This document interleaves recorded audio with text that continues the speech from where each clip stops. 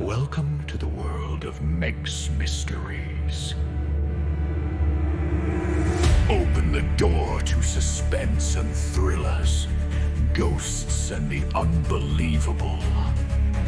Take a journey to the unknown. Let me take you along for the mysteries. Let them unfold for you. Welcome back to Meg's Mysteries. This story's called Phantom Under Glass. Meg here. If you know me, I love mysteries, and my favorite horror movie was always The Phantom of the Opera, the old version, and also Andrew Lloyd Webber's version. Here's my tribute to the great story. Phantom Under Glass. Paris Opera House, Palais Garvey, 1896. The house was packed with patrons of the opera, waiting for an exciting new opera to open up. The curtain opens and a hush comes over the crowd. As the singers take their places for the opera, everything is going beautifully, and then in the Act 1 finale, tragedy strikes. The beautiful chandelier falls. The crowd screams and tries to escape, but many are injured, and some died. The opera never finished. How could this happen? Was this horrible accident or something more sinister? Many blamed the legend of the Phantom of the Opera, who was blamed for all the misdeeds and strange happenings in the Palais Garnier. Well-known opera singers like Christine Day and now her husband, Viscount Royal de Chany, they both know him personally and know he's not just a legend, but is real. It is now 17 years later, and Christine and Royal put it all behind them, and they have a wonderful life now. Christina gave up singing to become a mother to her daughter, Isabella, who's now turning 16, taking her place in the opera world, taking after her mother, who both sing like nightingales. Isabella is accepted in a prestige Paris School of Music and Art, and she'll be working with the masters, Madame Josette and Maestro Eric Perret. She won a full scholarship and is excited to be off on her own, staying at the school. Both Christina and Raoul are happy for her, but this is the first time she's away from home and her family. They take her to the school, and she meets many friends. She is to share the room with two other girls, learning from the great masters. Only one will be the maestro's protege, and the best of the best. He will decide which girl he takes under his wing. The audition with the maestro is a strange one. The girls will be behind a screen. He will not see them, and they will not see him. He wants just to hear their voice, not knowing who they are or what they choose to sing for him. This is how he picks his students. Only the best will be picked. It's Isabella's turn. The other two girls were good, but not to his high standards. Then he hears the sweet voice, and the song is one he heard many times before. Stay with me. He knows just who's singing it without seeing her. It has to be Christina Day, but it can't be. She's not a young 16-year-old student, and she hasn't performed in years. How can this girl sound so much like her? And then he remembers the girl who won the scholarship. Her name is Isabella Day. She must be Christina's daughter. She has her mother's gift of music. Now he can complete his work, his life's work, and take her under his wing. Make her the prima donna, the most famous of them all. Her name will be on every opera patron's lips, and they'll fight to hear her sing. Her first lesson will start tonight. Isabella is told she was picked, and the other girls were happy for her. They both heard her sing and knew she was the best in the whole school. Madame Josette told her, "Your lessons will begin tonight, a personal lesson with the maestro." Isabella was so excited but very nervous. She had heard he had many strange ways of teaching. but she knew he was eccentric and wanted to learn from the best, and he was just that. His name is Music. 7 p.m. She goes to the theater room. No one there. Then she hears a voice. "Miss Day, will you sing?"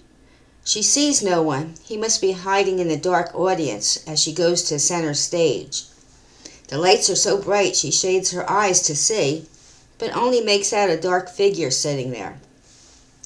The music is on the stage, and the music starts. The song is the one she knows by heart, her mother's own song, "Stay With Me," the one she sang for him at the audition. She looks around nervously, but she'll do her best. She sings it beautifully, now clapping loudly. "Bravo, bravo," he says. "But we will work on it later. You must be my star." Then he leaves. She thinks to herself, "I guess I need more work. He seemed happy with my voice, but he's so strange." She has many more lessons, and he is a hard taskmaster. Over and over again he makes her sing. She never sees his face. He's always hidden in the shadows. The next day, she and the girls have their last class and are off for the afternoon. A trip to Madame Tussauds in London, the wax museum. This was a present from Madame Josette. She told them they are working so hard and they need time off. And what a better place than to go to the famous wax museum. She had 3 tickets paid for, and she paid for the trip herself. Madeline, one of the girls, said, "It's strange getting this trip from Madame. She is not known for her kindness." Then Joanna says, "Don't look a gift horse in the mouth. It'll be fun to get away." Isabella then said, "We are working hard, but that's what we're here for, to sing and learn from the best." They both tell her, "You're working much harder with Maestro than we are, and you need a break too." So they all agree and are off on their adventure to London on the train to the famous wax museum. While there, they see all the figures like they come to life right in front of their eyes. Famous people from history, murderers, and many more. There's a new section roped off, and it will be revealed today. The girls are first in line. The new display is none other than the Phantom of the Opera. The girls are intrigued. They all heard the legend of the Phantom of the Opera in the Paris Opera House. But Isabella gets a strange feeling. It's not just a story or legend, but she knew it was real, and her parents were there. She knows the real story, but it goes along with the girls. She says, "I'll go see it too." The wax figure is revealed, and it looks so lifelike, it scares them. Then Isabella, she sees under the glass a mask near the figure. The sign says, "Here is the real mask of the Phantom of the Opera. Gaze upon it if you dare." The girls just think it's a prop, but Isabella knows the truth. This is the mask, and he was real. Then the crowd comes in the room. The girls are pushed aside so the others can see. They get separated and pushed out of the room. They can't find each other in the crowd. Then Madeline and Joanna see each other, but can't seem to find Isabella. They look everywhere. Where could she be? They go to the front desk and ask, but no one has seen her. They look for over an hour and call the police. She's nowhere in the museum, and they even looked outside and find nothing. The girls take the train back to the school. Isabella's parents are called, and they go to London to meet with the police. She simply can't have disappeared. They fear she was kidnapped. But why and who would do such a thing? Down in a dark room under the museum, a long passageway takes you out to the river, and a boat is waiting. Isabella wakes up, tied and gagged, with a cloth sack over her head. She's a little dizzy, but she knows she's in danger, and she feels she's not alone.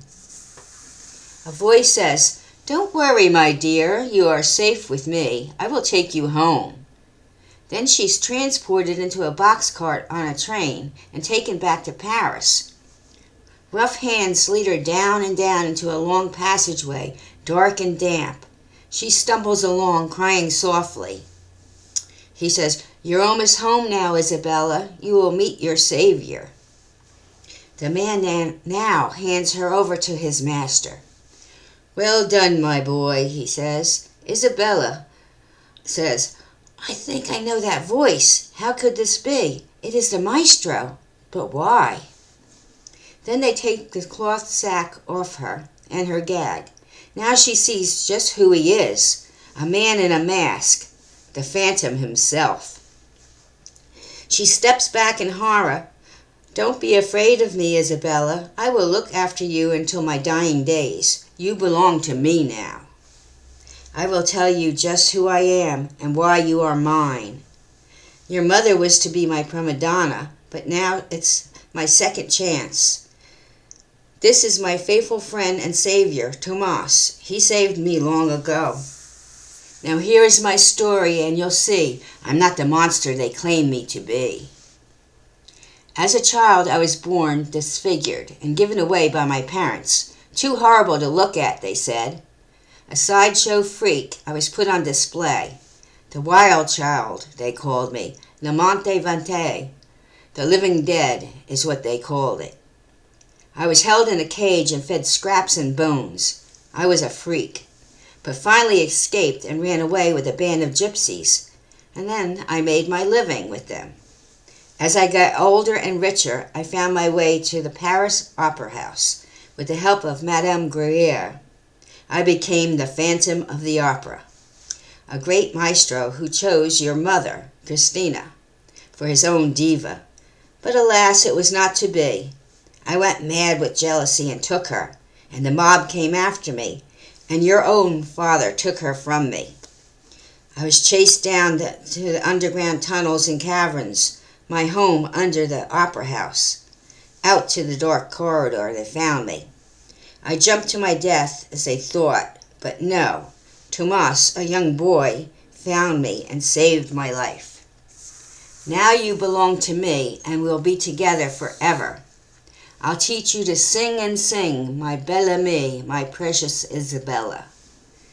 No, Isabella screamed. I am not yours to keep. Please let me go home. And then he turned. You are as ungrateful as your mother. You are to throw away my gifts to you? The music and all I can give you? I don't have long to live, and I chose to live out my days with you, to be your maestro and teach you, and share my music gifts with you. But I can't make you stay and learn, so be it. Then he leaves, and Tomas follows him.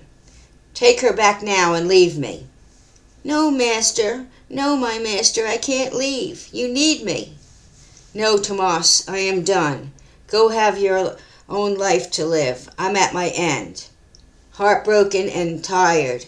But take her back safely, my friend, my trusted friend. Take all my possessions and money and go live life to the fullest. You earned it all. Tomas will do what his master wishes, and will take her back to school, where her parents are waiting. Tomas takes Isabella out through the dark tunnels under the ground of the opera house itself. They hear a haunting melody, the Phantom himself singing Music of the Night. As they come to the opening of the tunnel into the sunlight, they hear the music fading away as the Phantom fades into the darkness. That was the last anyone heard or saw of the Phantom. Who knows if he's still out there? Did he die of heartbreak or simply drift off to sleep?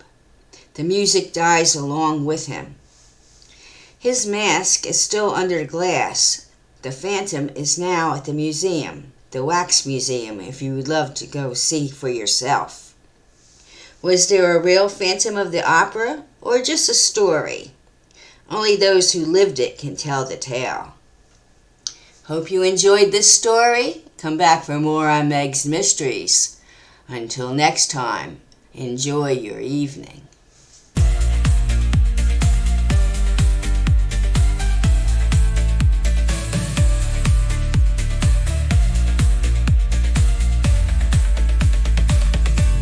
One that's where we'll meet. At Meg's Mysteries, join us if you dare.